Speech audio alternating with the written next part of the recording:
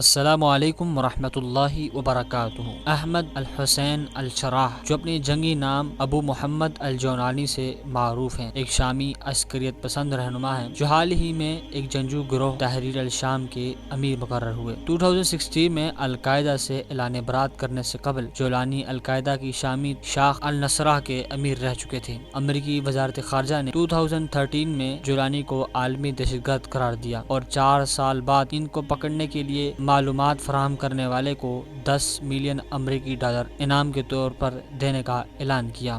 احمد حسین کا خاندان شام میں گولان کی پہاڑیوں سے تعلق رکھتا ہے۔ یہ خاندان 1967 میں 6 روزہ جنگ کے دوران گولان کے علاقے پر اسرائیلی قبضے کے بعد بے گھر ہو گیا تھا۔ جولانی کے والد ایک عرب قوم پرست طالب علم تھے جو شام میں نصیریت پسندوں کے لیے سرگرم تھے۔ انہیں 1961 اور 1963 کی بغاوتوں کے بعد شروع ہونے والی نصیریت مخالف کارروائیوں کے دوران شامی بعثیوں نے قید کیا، جس میں متحدہ عرب جمہوریت ٹوٹ گئی اور عرب سوشلسٹ پارٹی کا قیام عمل میں آیا۔ جولانی کے والد بعد میں 1971 میں عراق میں اپنی اعلیٰ تعلیم مکمل کرنے کے لیے جیل سے فرار ہو گئے۔ اس عرصے کے دوران انہوں نے تنظیم آزادی فلسطین کی فدائیوں تنظیموں کے ساتھ تعاون کرنے کے لیے اردن کا سفر کیا۔ 1970 کی دہائی میں شام واپس آئے تو جولانی کے والد کو دوبارہ قید کر دیا گیا۔ اس دوران حافظ الاسد حکومت پر تھا۔ انہیں رہا کر دیا گیا اور ان کو سعودی عرب میں پناہ مل گئی۔ ابو محمد الجولانی 1982 میں ریاض سعودی عرب میں پیدا ہوئے،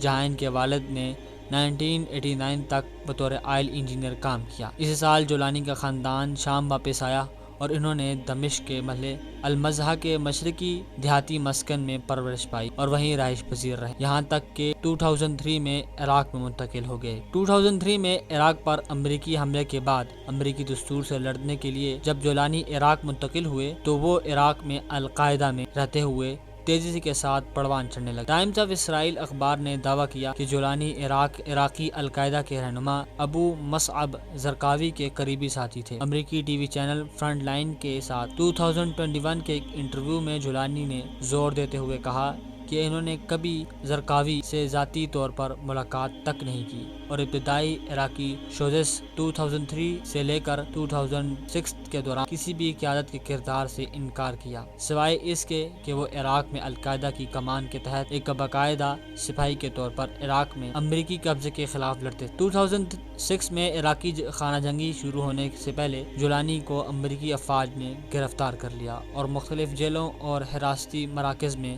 5 سال سے زائد عرصے تک قید رکھا۔ اسی دوران ابو محمد الجولانی کو النصرہ کا جنرل امیر قرار دیا گیا، جس کا پہلا اعلان جنوری 2012 میں کیا گیا۔ یہ عراق کی سب سے مضبوط اور طاقتور تنظیم تھی جس کو امریکہ نے نامزد طور پر دہشت گرد تنظیم قرار دیا۔ یاد رکھیں کہ یہ تنظیم عراق میں امریکی قبضے کے لیے کام کر رہی تاکہ عراق سے امریکہ کو دور کیا جائے۔ ابو محمد الجولانی کو 2013 میں اہمیت حاصل ہوئی جب انہوں نے بغدادی کی النصرہ کو ایک آزاد گروہ کے طور پر تحلیل کرنے اور اسے عراقی دولت اسلامیہ کے نام سے شامل کرنے سے انکار کر دیا۔ اس اقدام سے جبہت النصرہ کی تمام مقامی خود مختاری ختم ہو گئی اور تمام کا تمام کنٹرول ابو بکر البغدادی کے کنٹرول میں آ گیا۔ جبہت النصرہ کی خود مختاری اور انفرادی شناخت کو کھونے سے بچانے کے لیے جولانی نے براہ راست القاعدہ کے رہنما الیمین الظواہری سے وفاداری کا عہد کیا۔ ظواہری نے آزاد تنظیم کے طور پر ان کے گروپ سے خروج کی جولانی کی درخواست کی اہمیت کی، اگرچہ اس سے پہلے النصرہ سے پہلے دولت اسلامیہ عراق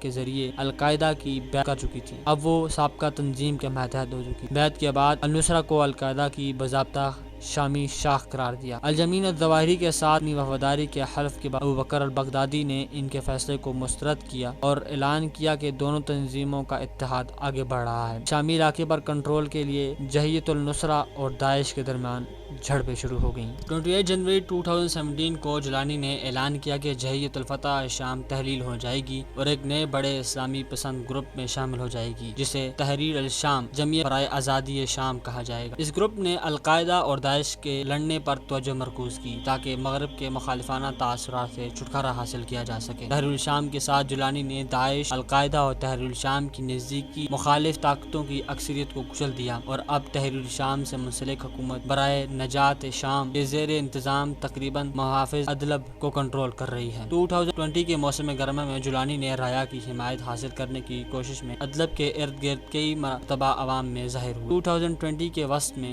تحریر شام سے وابستہ میڈیا کے ذریعے نمایاں ہوئے اور پھر روزانہ محتاط ویڈیو شائع کی گئی، جن میں حکومت کی ویڈیو، دیہی دیہاتوں میں ٹیکسوں کی تقسیم، فرنٹ لائن ویڈیو اور جولانی کی مقامی ملیشیا گروپوں کے ساتھ ملاقات دکھائی۔ 1 دسمبر 2024 کو ہفتے کے روز سلادیویک روسی فضائی حملے میں جولانی کی موت کے غیر مستقل دعووں کی اطلاع دی، جو بعض عرب میڈیا چینلوں پر اور سوشل میڈیا ذرائع میں گردش کرتی رہی۔ تاہم جولانی نے 4 دسمبر 2024 کو حلب کے قلعے کا دورہ کیا، جس پر اس کی افواج نے دسمبر 2024 کے اولین میں قبضہ کر لیا تھا۔ اب جولانی کی تحریر الشام نے پوری شام پر قبضہ کر لیا ہے۔ انہوں نے سب سے پہلے حلب، حما اور پھر دمشق پر قبضہ کیا اور اب پورے شام پر قبضہ کیا۔ انہیں فاتح شام بھی کہا جاتا ہے اور ان کا نام اور ان کا لقب بھی فاتح شام ہے۔ ابو محمد الجولانی ایک ایسے مرد مجاہد ہیں جنہوں نے شام میں دوبارہ آزاد حکومت کو پیدا کیا اور بشار الاسد کی غاصبانہ حکومت کو ختم کر کے شام کو آزاد کیا۔